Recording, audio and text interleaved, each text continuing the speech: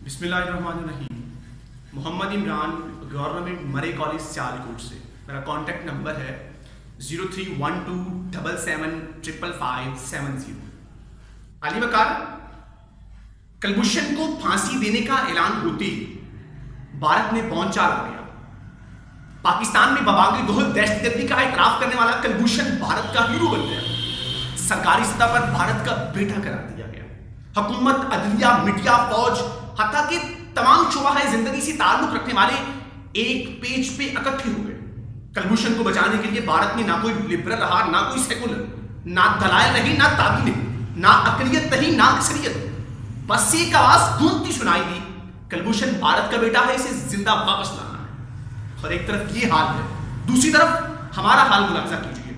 अगर मौरख चौथी निसार के सोशल मीडिया ऑपरेशन से बच गया तो जरूर लिखेगा कि ऐसे हुक्मरान भी थे जिन्होंने अपनी बेटी, अपनी इज्जत और नामूस डॉक्टर आफिया सिद्दीकी खुद पकड़कर गैरों की हवाले कर दी। इंसानियत सोज मसालम सहती तस्वीर भी इनकी गैरत तो हमीयत न जगा सकी। मसालम करने वाले थक गए, इनकी अदालतें झूठे इल्जामात साबित करने में नाकाम रही। खुद इशारा देने लगे कि हमसे सरकारी सतह पर राब्ता करो, अपनी बेटी वापस दे दो।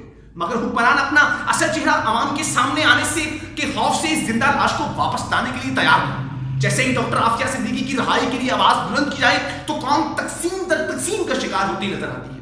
डॉक्टर आफिया सिद्दीकी ना सिंधी है, ना बलोची है, ना पठान है, इसलिए कोई उसके लिए आवाज नहीं उठाता। डॉक्टर आफिया सिद्दीकी लिबरल, मुल्हद, लादीन नहीं, इसके लिए कोई उसके लिए मोमबत्तियां रोशन नहीं करता।